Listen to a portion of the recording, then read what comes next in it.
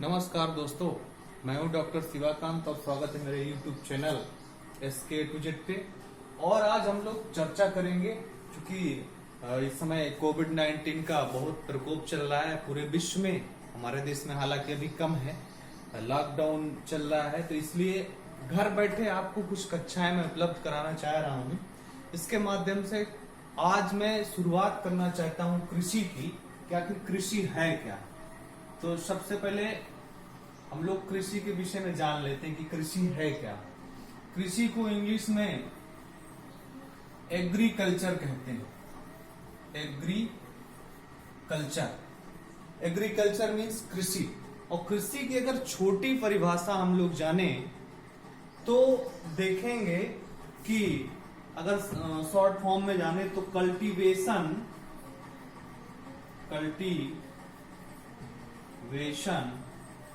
of soil is called agriculture।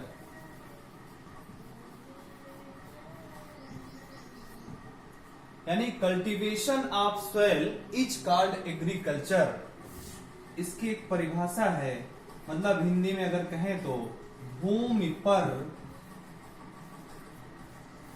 कर्षण क्रियाएं करना ही कृषि कहलाता है। क्या कहलाता है? कृषि कहलाता है।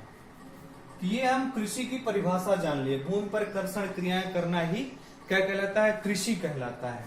तो हम एक एक टॉपिक की परिभाषाएं जानेंगे, उसके विषय में जानेंगे। उसके बाद में हम पहले कक्षा 6, फिर 7, फिर 8, 9, 10 इस प्रकार से हम आपको एक एक कक्षाएं, आपको एक एक आप जो लेसन होगा उसको पढ़ाते चलेंगे। क्योंकि पहले हमको शुरुआत करनी कक्षा 6 से। कक्षा 6 से ही एग्रीकल्चर एक अलग सब्जेक्ट, एक अलग विषय के रूप में जन्म लेता है।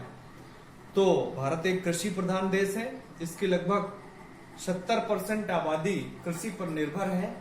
तो इसके लिए हम कृषि की परिभाषा जान लिए। भूमि पर कर्षण क्रियाएं करना ही क्या कहलाता है? कृषि कहलाता है। इसके बाद में एक शब्द आया भूमि, एक आया कर्षण। ये भूमि क्या है, कर्षण क्या है, इसके विषय में भी जान लें। तो एक छोटी परिभाषा आप बहुत ही जल्दी याद कर सकते हैं। Cultivation of soil is called agriculture. और भूमि पर कर्षण क्रियाएं करना ही कृषि कहलाता है। तो ये कृषि की परिभाषा हो गई। इसके बाद में हम लोग देखें कि आप लोगों ने जो देखा इसमें एक शब्द आया भूमि।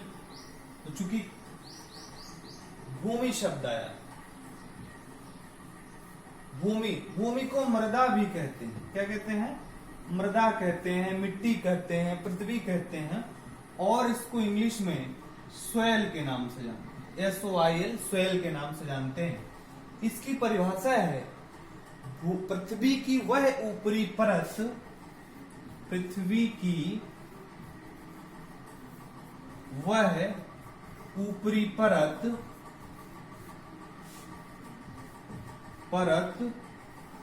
जिस पर हम पेड़ पौधे तथा फसलें उगाते हैं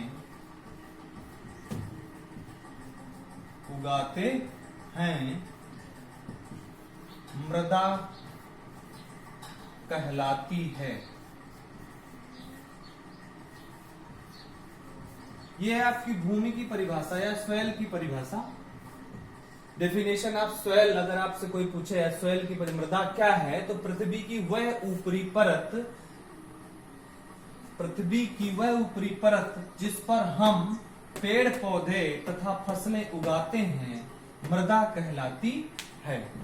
तो ये अब आप देखेंगे कि पृथ्वी की वो भाई मान लीजिए किसी का मकान कच्चा है तो उसकी फर्श भी कच्ची होगी, तो उसको हम मिट्टी के रूप में हम लोग कृषि विज्ञान की परिभाषा में या कृषि विज्ञान की भाषा में हम उसको गिनते नहीं है। सिर्फ वही मृदा कहलाती है जिसपे हम पेड़ पौधे और फसलें उगाते हैं। ठीक है ना। तो ये शब्द आया कि पृथ्वी की वह ऊपरी परत जिस पर हम पेड़ पत्ता फसलें उगाते हैं मृदा कहलाती है। तो हम मृदा की परिभाषा जान लिए। अब एक शब्द और आया था कर्षण क्रियाएं क्या है। तो अब हम कर्षण क्रियाओं के विषय में जान लेते हैं कि कर्षण क्रियाएं हैं क्या। तो अब कर्षण क्रियाएं कर्षण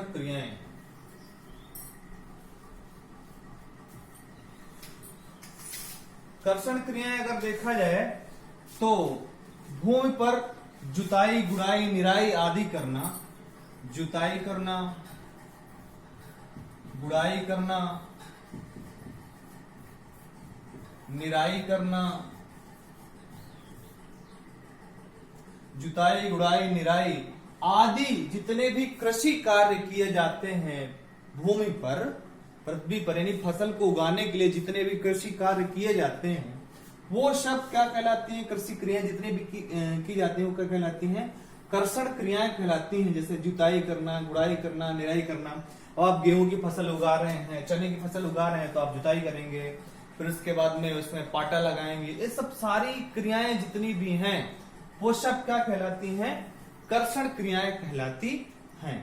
फिर इसके बाद में अब हम जानते हैं एक शब्द आया था कि पेड़ पौधे तथा फसलें उगाते हैं।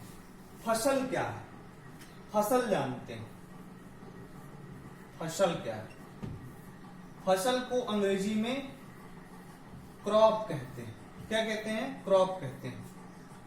तो इसकी एक परिभाषा है, पौधों का ऐसा समूह, पौधों का ऐसा समूह जिसे मनुष्य, जिसे हम कह दें, जिसे हम अपनी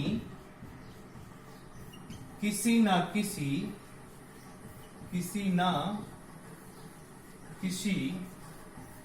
आवश्यकता के लिए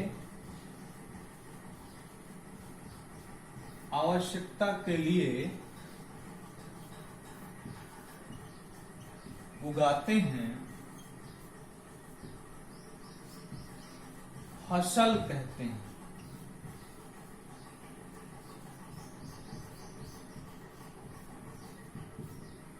पौधों का ऐसा समूह जिसे हम अपनी किसी न किसी आवश्यकता के लिए उगाते हैं उसे क्या कहते हैं, फसल कहते हैं। अब आप उसको फसल नहीं कह सकते। मान लीजिए कोई खरपतवार उगा है कहीं पर, कोई कुछ है, तो वो फसल की श्रेणी में नहीं आते। इसलिए फसल की डिफिनेशन क्या दी गई, पौधों का ऐसा समूह जिसे हम अपनी किसी न किसी आवश्यकता के लिए उगाते हैं, फसल कहते हैं। अब फसल में आप देख लीजिए, जैसे गेहूं हो गया, गेहूं हमारी आवश्यकता है कि नहीं है, रोटी कपड़ा मकान, जिसके यहाँ गेहूं हुआ बढ़िया है। नहीं तो कोविड-19 कोरोना चल रहा है, तो इस पे आप आटा खरीदने जाते हैं तो पता नहीं बगल वाला महंगा दे देता है। हालांकि इसके लिए हमारे देश की सरकारों ने बहुत कुछ प्रयत्न किए हैं, कोई महंगा ना दे। गेहूं हो गई, उसके बाद में चना हो गया, चने का आजकल सत्तू बहुत चल रहा है, आप देख रहे होंगे। चना हो गया, मटर, मसूर, अलसी, सरसों, जितने भी हैं वो सब क्या है, क्या कहलाती हैं, फसल कहलाती हैं। पौधों का ऐसा समूह जिसे मनुष्य अपनी किसी न किसी आवश्यकता के लिए उगाता है वो क्या कहलाता है, फसल कहलाता है।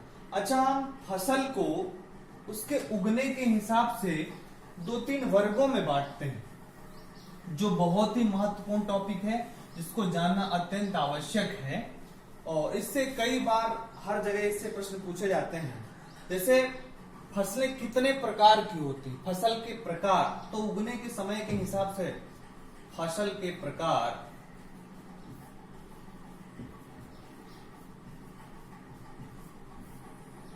देखा जाए, एक होती है खरीफ की फसल,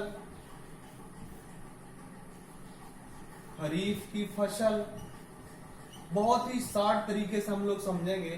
दूसरी होती है रबी की फसल, और तीसरी होती है जायद की फसल।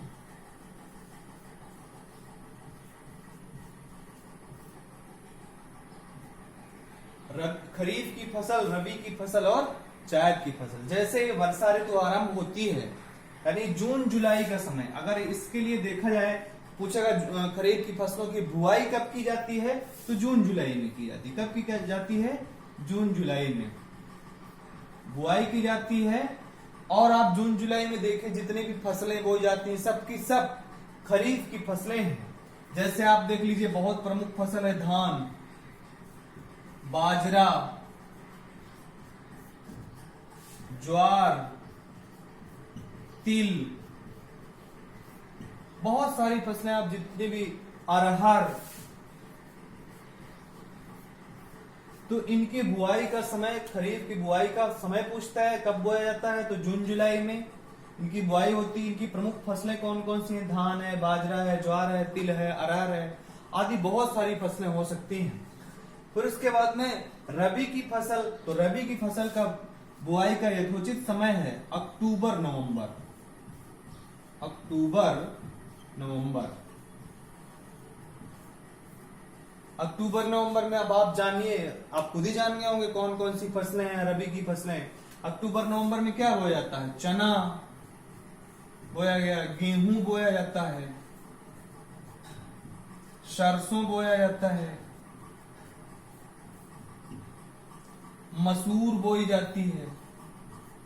तो ये सब क्या है, ये रबी की फसलें, इनकी बुआई अक्टूबर नवंबर में की जाती है। जैसे चना हो गया, गेहूं हो गया, सरसों हो गया, मसूर, यानी आप ये टाइमिंग जान लीजिए अक्टूबर नवंबर में जितनी भी फसलें बोई जाती हैं सबकी सब रबी की फसलें हैं। और जून जुलाई में जो बोई जाती है वो खरीफ की फसलें हैं। इसके बाद में हम देखेंगे जायद की फसलें, इनकी बुआई फरवरी में की जाती है, फरवरी से मार्च तक की जाती है। जायद की फसलों की बुआई कब की जाती है, फरवरी से मार्च तक बुआई की जाती है। इसमें आप देखेंगे जनरली ककड़ी, खीरा, तरबूज, खरबूज, लौकी आदि विभिन्न प्रकार की, तो ये जायद की फसलें होंगी। तो जायद की फसलों के विषय में आप जान लिए, फरवरी मार्च में इनकी बुआई की जाएगी, जैसे ककड़ी, खीरा, तरबूज, खरबूज आदि। और आप जनरली जाने कि फसलें सभी 3 से 4 महीने में पक करके तैयार हो जाती है। कुछ एक फसलें हैं जो ज्यादा टाइम में लेती है, जैसे आप अरहर को जून जुलाई में बोते हैं, उसके बाद उसकी कटाई जबकि मार्च अप्रैल में होती है, इसके लिए ज्यादा टाइम में लगती। बाकी सारी फसलें 3 से 4 महीने के अंतर्गत पक करके तैयार हो जाती हैं। तो ये हम फसल के प्रकार जान लिए, उनके बुआई के हिसाब से, चाहे खरीफ की फसल, रबी की फसल और जायद की फसल। जायद की फसल में कौन कौन सी है, रबी की फसल में, खरीफ की फसल में कौन कौन सी है, इनके विषय में भी हम जान लिए। और अब हम जानते हैं, भूमि हमने पढ़ लिया और उसके बाद में भूमि में जाने भूमि में कौन कौन से तत्व पाए जाते हैं या भूमि के अवयव कौन कौन से हैं। जैसे मृदा है, मृदा 4 चीजों से मिलकर के बनी। मृदा यानी सोइल, सोइल को अगर देखा जाए तो कितने चीजों से मिलकर के बनी है। अगर ये मान लीजिए मृदा है, इसका यहां से अगर पार्टीशन किया जाए तो ये 45% भाग ये खनिज पदार्थ, क्या है, खनिज पदार्थ, और इसका 5% जो पार्ट है ये कार्बनिक पदार्थ।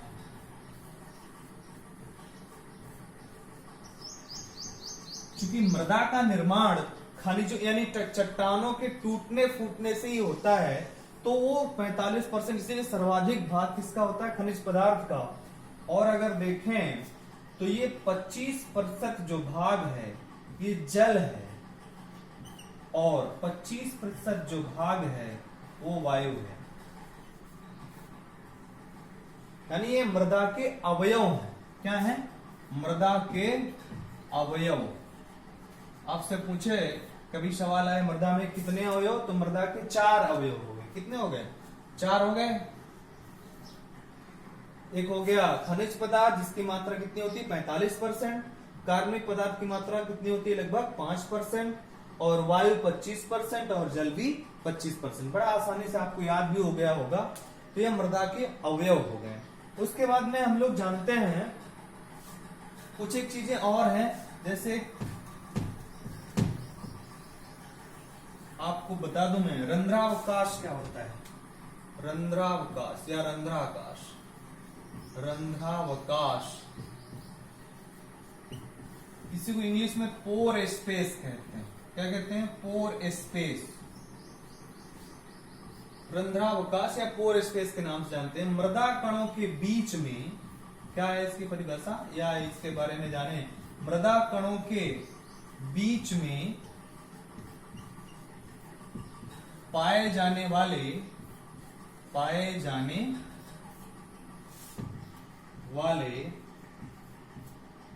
खाली स्थान को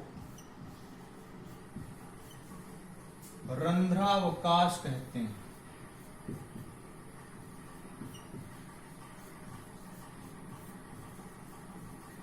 रंध्रावकाश कहते हैं।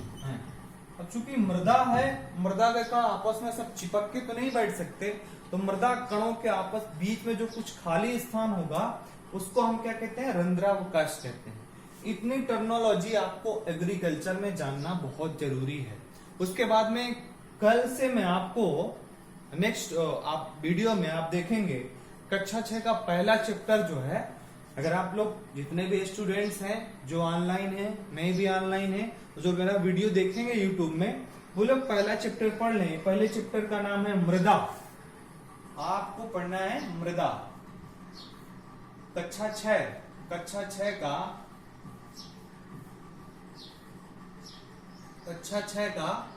पहला चैप्टर कृषि विज्ञान का क्या है? मृदा। मृदा को इंग्लिश में सॉइल कहते हैं। प्लीज आप लोग पढ़ लीजिएगा। जब आप लोग पढ़े रहेंगे तो उसके बाद में मैं जो डिटेल यहाँ पे बताऊंगा, आपको समझाऊंगा, वो आपको बड़ा आसानी से समझ में आएगा। ठीक है, तो नेक्स्ट वीडियो पर आपके साथ मैं मिलता हूँ। तब तक के लिए नमस्कार। और लोगों तक भी शेयर करें मेरे इस वीडियो को। नमस्कार दोस्तों।